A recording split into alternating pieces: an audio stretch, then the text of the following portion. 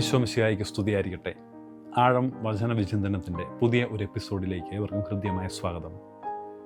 പ്രേക്ഷിത ചൈതന്യം പേറുന്ന സഭ തൻ്റെ പ്രേക്ഷിത ദൗത്യത്തെ ധ്യാനിക്കുകയും അതിനായി സഭാ തനയരെ ഒരുക്കുകയും ചെയ്യുന്ന ദിവസമാണ് മിഷൻ ഞായർ.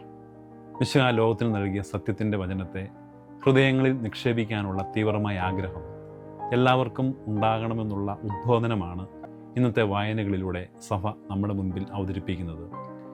ഇന്നത്തെ ഒന്നാമത്തെ വായനയായ പുറപ്പാട് പുസ്തകം 3-ാം അധ്യായം 1 മുതൽ 14 വരെയുള്ള വാക്യങ്ങളിൽ ഇസ്രായേൽ ജനത്തിന് വിമോചകനായി മോശയെ തിരഞ്ഞെടുത്തയക്കുന്ന ദൈവത്തെയാണ് നാം കാണുന്നത്. മുൾപടർപ്പിൽ ദൈവസാന്നിധ്യം കണ്ടെത്തുന്ന മോശയോട് താൻ ഇറങ്ങി വന്നതിൻ്റെ കാരണം 7-ാം വാക്യത്തിൽ ദൈവം പറയുന്നുണ്ട്. അവിടെ ഇപ്രകാരമാണ് നാം വായിക്കുന്നത്: ഈജിപ്തിലുള്ള എൻ്റെ ജനത്തിൻ്റെ ക്ലേശങ്ങൾ ഞാൻ കണ്ടു. മേൽനോട്ടക്കാരുടെ ക്രൂരത കാരണം അവരിൽ നിന്നും ഉയർന്നു വരുന്ന രോദനം ഞാൻ കേട്ടു. അവരുടെ യാതനകൾ ഞാൻ അറിയുന്നു. ദൈവത്തിൻ്റെ ഓരോ തിരഞ്ഞെടുപ്പിൻ്റെയും കാരണം തൻ്റെ ജനത്തിൻ്റെ നിലവിളികളാണ്. മോശയ്ക്ക് ദൈവം നൽകുന്ന ഉത്തരവാദിത്വം 10-ാം വചനത്തിൽ നാം ഇപ്രകാരം കാണുന്നു: നീ എൻ്റെ ജനമായ ഇസ്രായേൽ മക്കളെ ഈജിപ്തിൽ നിന്നും പുറത്തു കൊണ്ടുവരണം. ഇന്നും ലോകത്തിൽ ഈജിപ്തിൻ്റെ ശൈലികൾ ശക്തിപ്പെടുകയാണ്.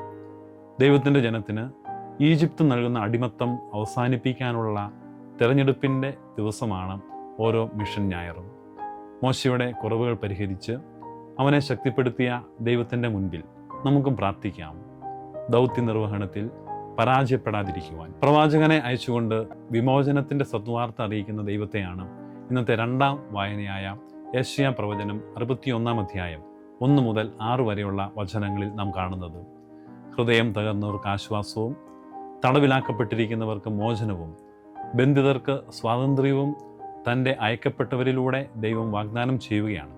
അങ്ങനെ ദൈവം നൽകുന്ന സ്വാതന്ത്ര്യത്തിലേക്കുള്ള വിളിയാണ് മിഷൻ പ്രവർത്തനം.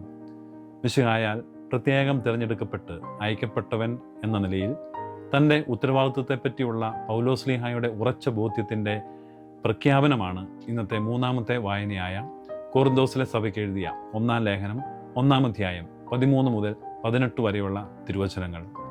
ഞാൻ സുവിശേഷം പ്രസംഗിക്കുന്നില്ലെങ്കിൽ എനിക്ക് ദുരിതം എന്നുള്ള പൗലോസിൻ്റെ വാക്കുകൾ മിശിഹായോടുള്ള സ്നേഹത്തിൻ്റെ വെളിപ്പെടുത്തലാണ്.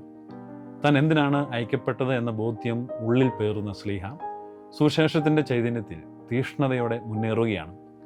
തൻ്റെ സ്നേഹത്തിൻ്റെ സന്ദേശം ലോകത്തിൽ മുഴുവൻ എത്തിക്കാൻ അപ്പസ്തോലന്മാരെ തിരഞ്ഞെടുത്ത് അയക്കുന്ന ഈശോയെയാണ് ഇന്നത്തെ സുവിശേഷം നമുക്ക് പരിചയപ്പെടുത്തുന്നത്. ഇന്നത്തെ വായനയായ മത്തായിയുടെ സുവിശേഷം 10-ാം അധ്യായം 1 മുതൽ 15 വരെയുള്ള വചനങ്ങൾക്ക് മുൻപുള്ള ഭാഗത്ത് ഈശോ അപ്പസ്തോലന്മാരെ അയക്കാനുള്ള കാരണം പറയുന്നുണ്ട്. ജനക്കൂട്ടങ്ങളെ കണ്ടപ്പോൾ ഈശോയ്ക്ക് അവരുടെ മേൽ അനുകമ്പ തോന്നി. അവർ ഇടയനില്ലാത്ത ആടുകളെപ്പോലെ പരിഭ്രാന്തരും നിസ്സഹായരുമായിരുന്നു. സിനഗോഗുകളിലും പട്ടണങ്ങളിലും ചുറ്റി സഞ്ചരിച്ച് പഠിപ്പിച്ചപ്പോൾ ഈശോ കണ്ടെത്തിയ ദുഃഖകരമായ കാര്യമാണിത്. ആ വേദനയിൽ നിന്നുമാണ് ഇതിനുള്ള പരിഹാരം ഈശോ കണ്ടെത്തുന്നത്. പ്രാർത്ഥനാപൂർവം 12 പേരെ തിരഞ്ഞെടുത്തു, ബോധ്യങ്ങൾ നൽകി പരിശീലിപ്പിച്ചു. പരിഭ്രാന്തരും നിസ്സഹായരുമായവരെ ചേർത്ത് പിടിക്കാൻ ശക്തനും ബലവുമുള്ളവരായി ശിഷ്യന്മാരെ രൂപപ്പെടുത്തി ഈശോ അയക്കുകയാണ്. ഇന്ന് മിഷൻ ഞായറായി സഭ ആചരിക്കുമ്പോൾ സഭയുടെ ഈ ലോകത്തിലെ ദൗത്യം കൂടുതൽ വ്യക്തമാവുകയാണ്. പരിഭ്രാന്തരും നിസ്സഹായരുമായവർ കൂടുതലുള്ള കാലമാണിത്.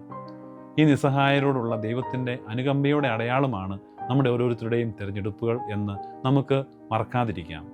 ദൈവത്തിൻ്റെ കരുതലിൻ്റെ ഭാഗമാണ്.